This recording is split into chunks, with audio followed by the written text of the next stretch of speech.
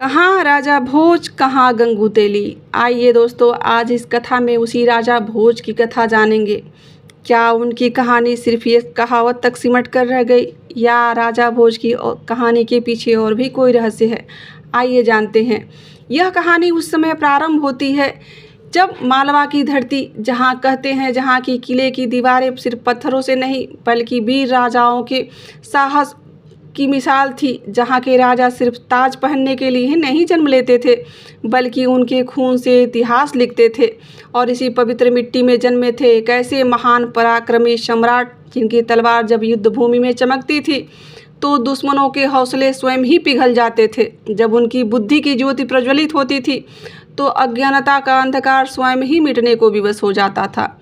वह राजा न केवल रण में अपराजय योद्धा था बल्कि ज्ञान के महासागर भी थे और वे सम्राट थे महाराज भोज।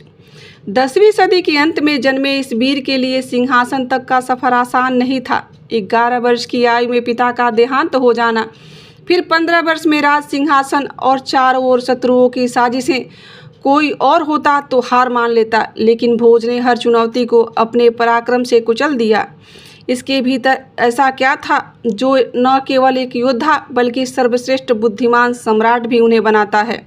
कैसे उन्होंने भोजताल जैसे विशाल झील बनवाई, कैसे उनके लिखे ग्रंथ आज भी विद्वानों को चकित कर देते हैं। और सबसे बड़ा प्रश्न यह था कि कहाँ राजा भोज और कहाँ गंगू तेली जैसी कहावतों की सच्चाई। क्या सच में उस समय जातिवाद चरम पर था या इस कहावत के पीछे कुछ और ही रहस्य छुपा है।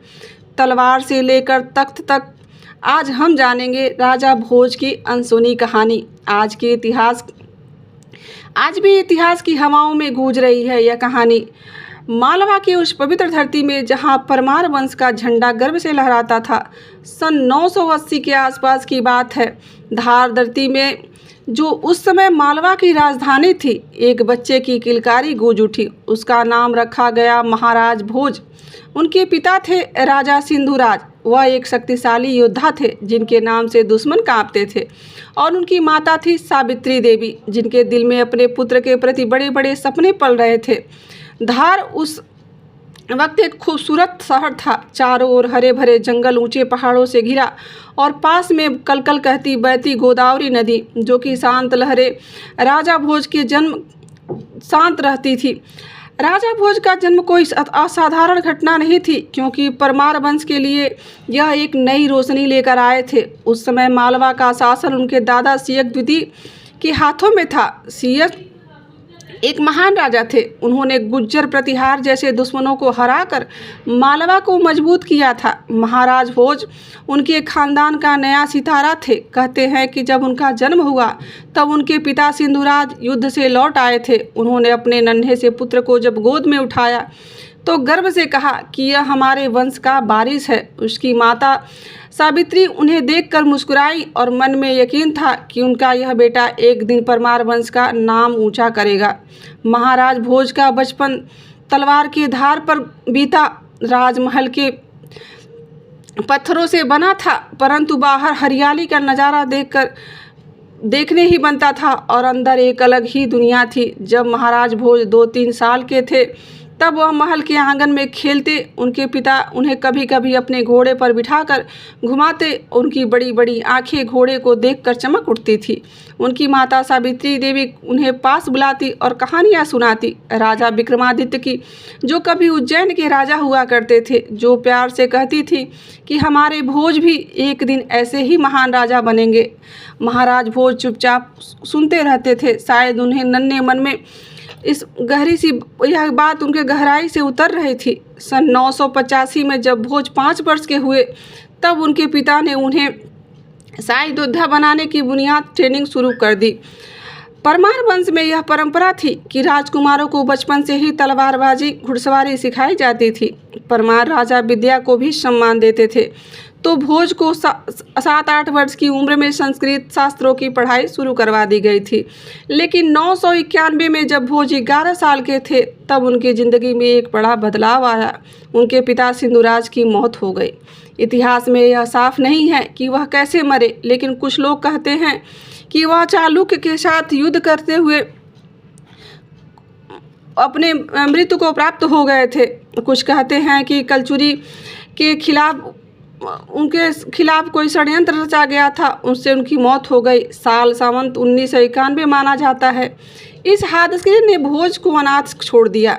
अब उनकी जिम्मेदारी उनके चाचा भुज के ने ली और उस वक्त मालवा का वह राजा बन चुके थे। मुंज परमार वंश के एक महान योद्धा थे।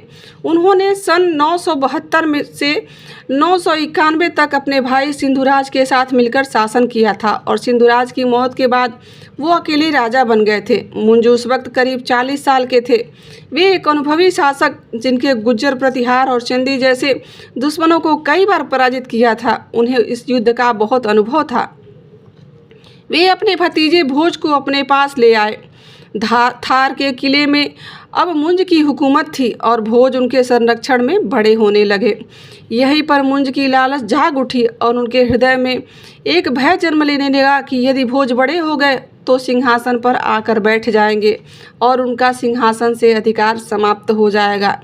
राजा बने मुंज के मन में यह महत्वाकांक्षा धीरे धीरे लोभ का रूप धारण करने लगी थी। वह नहीं चाहते थे कि भविष्य में भोज को राजा का हक मिले, क्योंकि इससे उनका अधिकार खतरे में पड़ सकता था। इसी सोच में एक खतरनाक षड्यंत्र उन्होंने रच दिया और वह एक दिन राजा भोज की हत्या का षड्यंत्र करने लगे। साल 1000 में मुंज ने इस कुटिल योजना को अंजाम देने के लिए बंगाल के कुख्यात व्यक्ति वत्सराज को बुलाया। उसे आदेश मिला कि राजा भोज का अंत कर दिया जाए। वत्सराज ने भोज को एक बहाने से देवी के मंदिर में ले जाने का निर्णय लिया। वहां उसने योजना बनाई कि भोज को देवी के समक्ष बलि दे दी जाएगी। ना तो कोई हत्या का शक करेगा और ना ही कोई उन्हें गद्दी का उत्तराधिकारी बचेगा। लेकिन भोज कोई साधारण बालक तो थे नहीं। उनके पिता ने बाल्यावस्था से ही उन्हें राजनीति का ज्ञान पढ़ा दिया था। वह बाल्यकाल से ही बड़े चतुर और वीर बालक थे।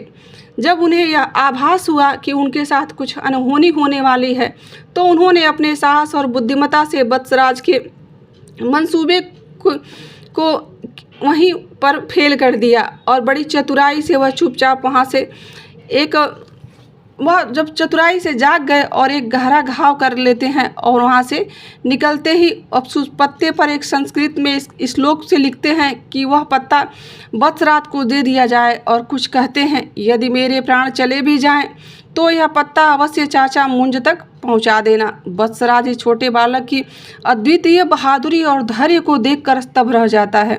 एक पल के लिए वह सोचने लगता है कि यह बच्चा कोई साधारण बालक नहीं है, इसकी हत्या करना जघन्य अपराध होगा। आखिरकार उसका हृदय कांप उठता है और उसने भोज को छुपा दिया और हत्या का झूठा प्रमाण देने का निश्चय किया। उसके बाद वत्सराज राजमहल पहुंचता है और उसके हाथ में एक कटा हुआ सिर था। खून से लथपथ उसने सिंहासन पर बैठे राजा मुंज के सामने इस सिर को रख दिया। महाराज, आदेश का पालन हो गया। भोज का अंत हो गया। अब कोई और इस राज पर दावा नहीं करेगा। मुंज की आंखों में जैसे संतोष आ गया और उसकी आंखों में एक कुटिल चमक थी। राज्य में अब कोई खतरा नहीं था। सिंहासन उसका था, लेकिन वह नहीं जानता था कि इतिहास इसके लिए कुछ और ही लिख चुका है। वत्सराज ने आगे बढ़कर भोज का लिखा वह रक्त रंजित पत्ता उसे सौंप दिया और बोला कि यह आखिरी समय में राजकुमार ने आपको देने के लिए कहा था। मुंज ने जैसे ही उस पत्ते को उकेरा, उस श्लोक को पढ़ा, उसका चेहरा जैसे पीला पड़ गया। उसका हृदय धधक उठा, उसके हाथ कांपने लगे।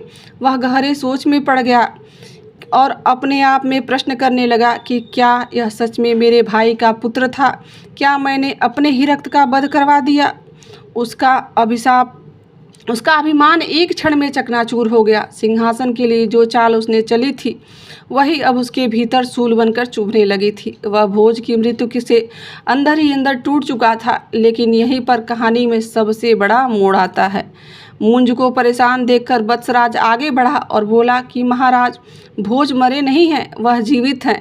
यह सुनते ही मुंज के चेहरे पर जैसे एक सांत्वना की राहत भरी एक झलक दिखाई देती है और भोज जीवित है यह जानकर क्षण भर से वह अपने पश्चाताप के प्रति जो उसने जकड़ रखा था उसको पश्चाताप ने वह उसके आंसुओं के रूप में सहसा उसके नेत्र से प्रवाहित होने लगता है। जोर से बोला कि मेरे भाई का पुत्र जीवित है। उसका हृदय हल्का हो गया, मानो बरसों का बोझ उसके मन से उतर गया होगा। उसने बिना देर किए आदेश दिया, तो कहाँ है, उसे दरबार में लाओ। कुछ ही देर में सभा के द्वार खुले और बालक भोज दरबार में प्रवेश कर रहे होते हैं। उनके चेहरे पर तेज था, चाल में आत्मविश्वास, मानो नियति ने उन्हें इसी सिंहासन के लिए चुना हो। मुंज ने उन्हें देखा और एक क्षण के लिए मौन छा गया। फिर भारी हृदय से बोला, भोज, मैं अपराधी हूँ। मैंने अपनी लालसा में तुम्हारे प्राण लेने का प्रयास किया, लेकिन नियति ने तुम्हारी रक्षा की है। वह सिंहासन की ओर बढ़ा और कांपते हाथों से अपना मुकुट उतारा और कहा कि आज मैं इस राज सिंहासन का त्याग करता हूँ। यह तुम्हारा अधिकार है भोज। मैं अब वन को प्रस्थान करूँगा, जहाँ मैं अपने अपराधों का प्रायश्चित कर सकूँ। इतना कहकर मुंज ने अंतिम बार भोज की ओर देखा और फिर महल से बाहर निकल गए। यह कहानी भोज प्रबंधक नाम से बुक में लिखी गई है। मुंज के महल से निकलते ही भोज पर सत्ता की जिम्मेदारी आ गई। 1000 ईस्वी में जब उन्हें राजगद्दी सौंपी गई, तब वे पूरी तरह से शासन नहीं संभाल पाए थे। दरबार में वरिष्ठ मंत्री भी शासन की बागडोर थामे हुए थे, क्योंकि उनकी उम्र अभी बहुत छोटी थी। लेकिन भोज सीख रहे थे, हर नीति को समझ रहे थे, हर कूटनीति को परख रहे थे। साल 1010 में आते आते परिस्थितियां बदलने लगी। चारों ओर शत्रुओं की घेराबंदी बढ़ती जा रही थी। पश्चिम में चालुक्य वंश, उत्तर में गुर्जर प्रतिहार और पूर्व में कलचुरी वंश की शक्तियां बढ़ रही थी। इसके बाद भोज ने अब पूरी तरह से शासन अपने हाथ में ले लिया। धार में सिंहासन पर बैठते ही उन्होंने तलवार उठा ली। भोज ने सबसे पहले अपने राज्य की सुरक्षा मजबूत करने का निर्णय लिया। उन्होंने दरबार के मंत्री और सेनापतियों को बुलाया और तुरंत सेना को पुनर्गठित करने का आदेश दे दिया। उन्होंने युद्ध की तैयारी शुरू कर दी, क्योंकि उन्हें पता था कि शत्रु भी किसी भी समय हमला कर सकते हैं। वह पहले अपने राज्य के नज़दीक थे, छोटे छोटे शहरों को जीतकर अपने राज्य में विस्तार करते गए। फिर साल 1018 में मालवा की धरती पर युद्ध के बादलों ने घेर लिया और फिर चारों तरफ अंधकार फैला दिया। चालुक्य राजा जयसिंह प्रथम ने मालवा पर चढ़ाई कर दी। यह वही जयसिंह था जिसका पिता तल पहले भी राजा भोज प्रताप से पराजित हो चुका था। अब वह अपने पिता की हार का बदला लेना चाहता था। राजा भोज ने तुरंत अपने सैनिकों को बुलाया और हमला करने का आदेश दे दिया था। धार की गलियों में सैनिकों की तैयारियों की गूंज थी। अस्त्र शस्त्र तैयार किए जा रहे थे, अश्वसेना सजाई जा रही थी। राजा भोज ने अपनी सेना के साथ जंगलों के रास्ते युद्ध की भूमि की ओर प्रस्थान किया। युद्ध भूमि में शत्रुओं की सेना प्रतीक्षा कर रही थी। जैसे ही भोज वहां पर पहुंचे, दुश्मन के नगाड़े गूंज उठे, तलवारें म्यान से बाहर निकलनी प्रारंभ हो गई और देखते ही देखते भयंकर युद्ध छिड़ गया। राजा भोज अपनी तलवार से दुश्मनों के बीच घुस पड़े और जय सिंह ने उन्हें चारों ओर से घेर लिया। लेकिन भोज ने गरजते हुए कहा, मालवा मेरा है और मेरा ही रहेगा। उनकी इस हुंकार से उनकी सेना में जोश भर गया। सैनिक दुगने उत्साह से लड़ने लगे। जब जय सिंह को अपनी हार निश्चित लगने लगी, देखते ही देखते वह अपनी सेना छोड़कर वहां से दूर जाकर भाग खड़ा हुआ। युद्ध समाप्त हुआ। राजा भोज की विजय हुई। उनके पराक्रम के किस्से कोने कोने और विदेशों में गूंज उठे। धार में जब वह लौटे तो नगाड़े बजे, दीप जलाए गए और प्रजा ने एक स्वर में कहा कि हमारा राजा शेर है। राजा भोज केवल तलवार के ही धनी नहीं थे, बल्कि विद्या, कला, धर्म में भी वह धर्म के संरक्षक थे। और उनका मन जितना युद्ध भूमि में लगता था, उतना ही मन उनका शिव भक्ति में भी रमता था। शिव के वह परम भक्त थे। कहा जाता है कि उन्होंने अपने राज्य के शिव कृपा बनाए रखने के लिए कई यज्ञ अनुष्ठान करवाए थे। भोजपुर का विशाल शिव मंदिर जिसमें अदृश्य शिवलिंग स्थापित है, उनकी श्रद्धा का जीवंत प्रमाण है। उज्जैन के महाकालेश्वर मंदिर के पुनर्निर्माण में भी उन्होंने विशेष योगदान दिया था, ताकि सनातन धर्म की जड़ें और भी गहरी हो सके।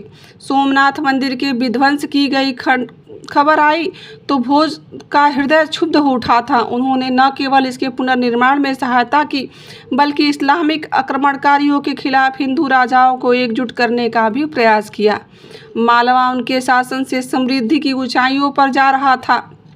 कहा जाता है कि उनके राज्य में कोई भी भूखा नहीं सोया। उनके राज्य में खेत लहलहा रहे थे, व्यापार फल फूल रहा था और कला संस्कृति की गूंज दूर दूर तक सुनाई दे रही थी। भोजशाला विद्या और अध्ययन का केंद्र बन चुकी थी। यहाँ संस्कृति, ज्योतिष, गणित, चिकित्सा जैसे शास्त्र पढ़ाए जाते थे। राजा भोज स्वयं एक विद्वान थे। उन्होंने राजा मार्तंड, सम्रागढ़, सूत्रधार और युक्ति कल्पतरु जैसे कई ग्रंथों की रचना की, जो कि राजनीति, संस्थापक, आयुर्वेदी जैसे विषय पर आधारित है।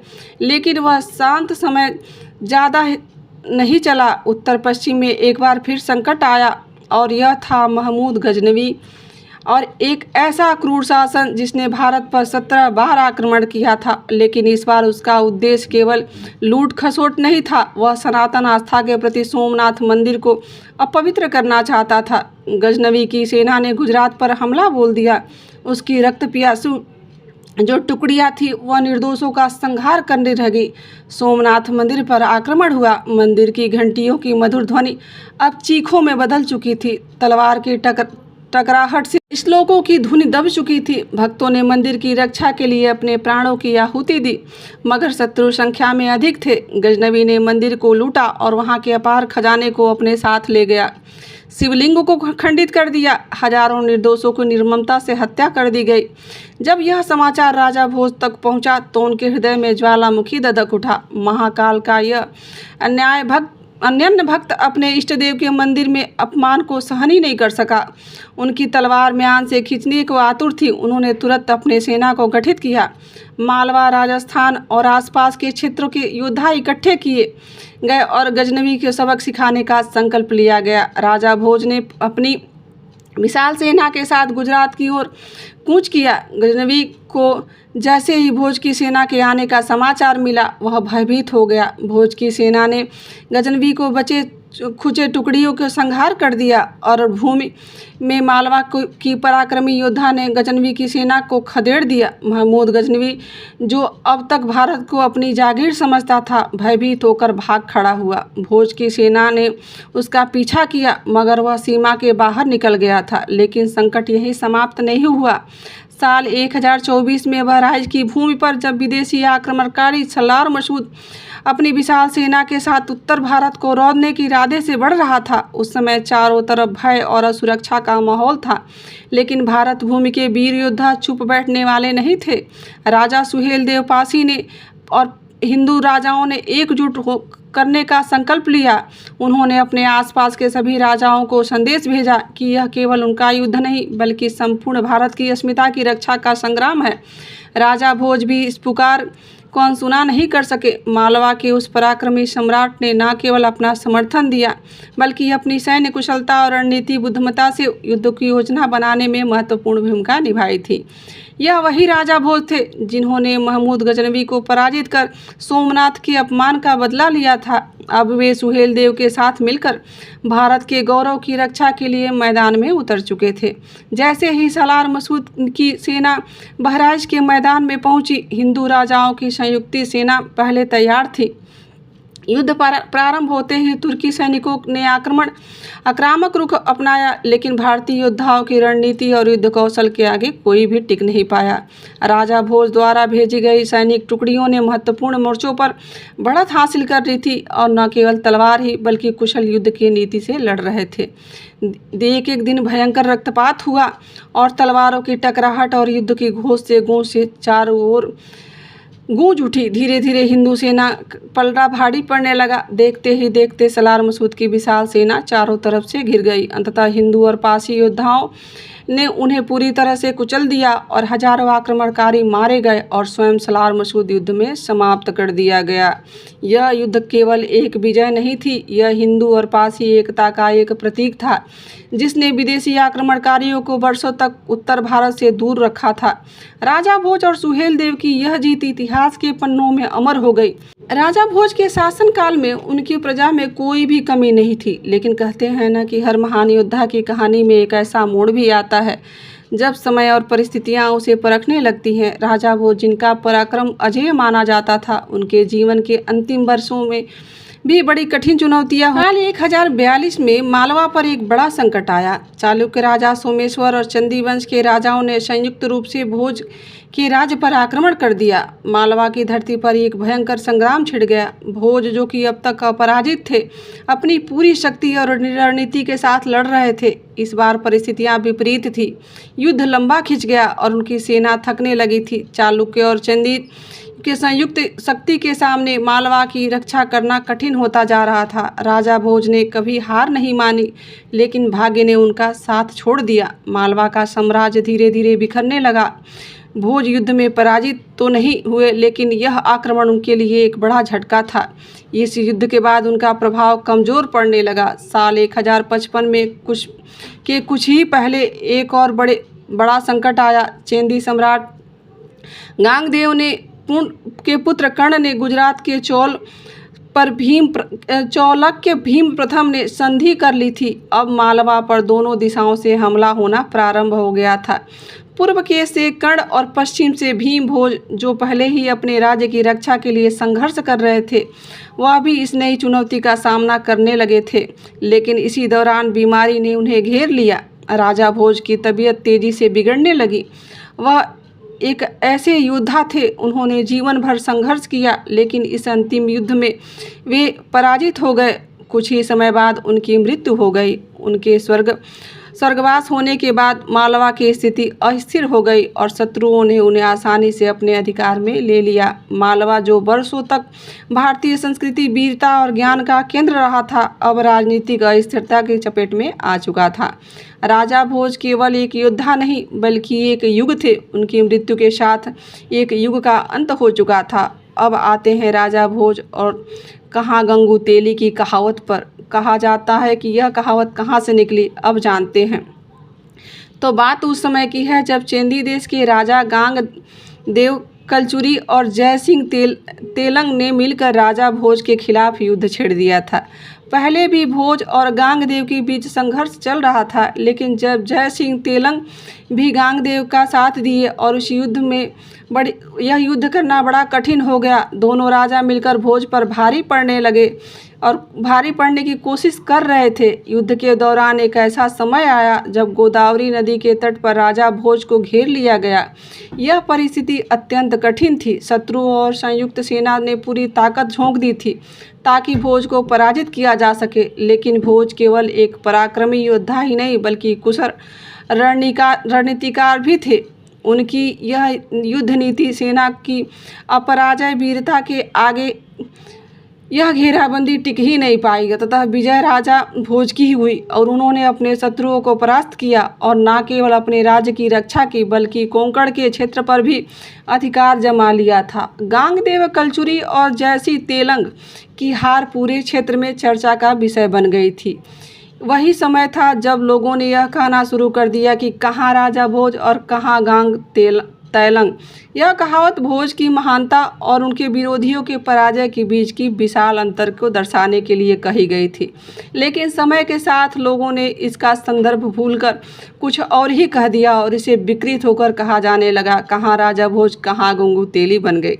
समय के साथ यह कहावत भोज की महानता को दर्शाने के बजाय साधारण अर्थ के उपयोग में होने लगी, जैसे किसी श्रेष्ठ व्यक्ति की तुलना किसी निम्न स्तर के व्यक्ति से करना हो जाता है। परंतु इसका मूलतः अर्थ यही था, भोज जैसे महान सम्राट की तुलना किसी साधारण गांग और तेलंग जैसे राजा से न करना व्यर्थ है। उम्मीद है दोस्तों कि आपको आज की कहानी पसंद आई होगी और आप इस कहावत का असली अर्थ जान गए होंगे। यहाँ तक बने रहने के लिए आप सभी का दिल से धन्यवाद। मिलते हैं किसी ऐसी ही कथा, कहानी और जानकारी के साथ। आज के लिए बस इतना ही। राधे राधे, जय श्री कृष्णा।